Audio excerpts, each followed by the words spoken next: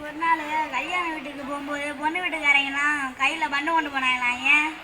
ஏன்னா பொண்ணு ஜாம் ஜாம்னு இருக்குமா. மாப்பிள்ளை வீட்டுக்காரங்களாம் கையில் பைனாக்குழல் கொண்டு போனாங்களாம். ஏன்னா தூரத்து சொந்தம் வருவாங்கள்ல, அதனால அவங்கள டெலிஸ்கோப்பில் தானே பார்க்க முடியும். அதுக்காக கல்யாணத்துக்கு போகிறோன்னா நம்மளால ஈஸியாக கண்டுபிடிக்கலாம். எப்படின்னு தெரியுமா? ஒரு செருப்பு தெற்கில், இன்னொரு செருப்பு மேட்டில் அப்படி போட்டு போனாங்கன்னா அவங்க கல்யாணத்துலேயும் போகிறாங்க.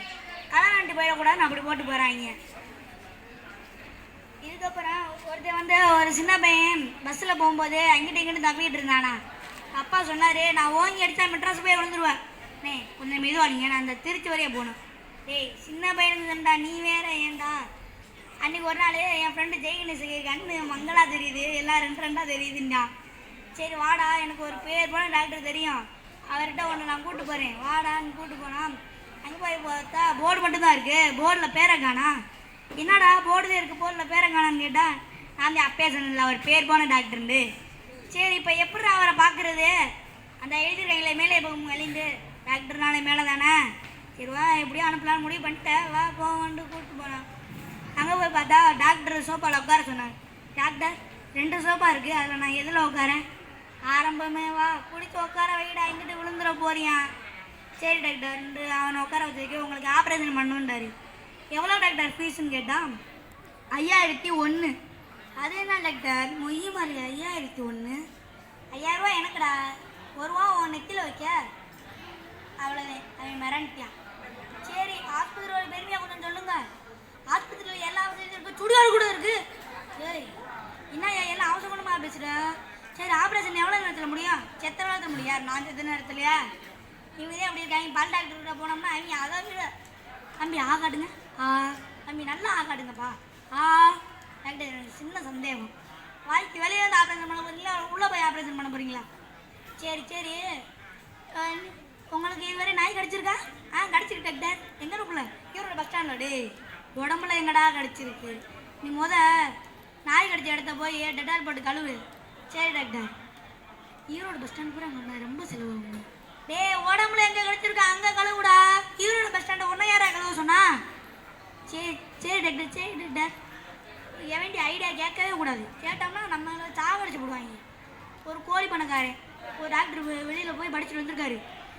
உங்ககிட்ட கோழி பண்ண இருக்குல்ல? ஆமாண்ணே. ஆமாம் டாக்டர் இருக்குது. அதை நான் டபுள் பண்ணுறதுக்கு ஒரு ஐட்டா சொல்கிறேன். சொல்லுங்கள், ரொம்ப நல்லதாக போச்சு, சீக்கிரம் சொல்லுங்கள். பறக்காதையா இரியா? சரி காலையில் அதை பண்ணுங்கள், மத்தியானம் இதை பண்ணுங்கள், சாயங்காலம் அதை போடுங்க. அதே மாதிரி போட்டு இருக்கேன், பாதி கூட சேர்த்து போச்சு. என்னய்யா வெளியில் போய் படிச்சுட்டு வந்திருக்க, நல்லா சொல்லுவோன்னு பார்த்தா இப்படி என் கோழியும் ஜாக அடிச்சுக்கிட்டு இருக்க. சரி அப்படி அடிச்சு இட்டாகுது படிச்சு சொல்கிறேன். காலையில் அதை பண்ணு, மத்தியானம் இதை பண்ணு, சாயங்காலம் இதை பண்ணு. அதே மாதிரி பண்ணிட்டு நான் மிச்சம் கோழி சேர்த்து போச்சு.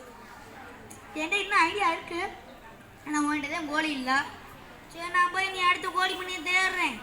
என்னடே நீ இதைத்தான் பொழப்பாக நீ வச்சிருக்க. அன்றைக்கி ஒரு நாள் ஒரு சின்ன பையன் என்கிட்ட கேள்வி கேட்டான்.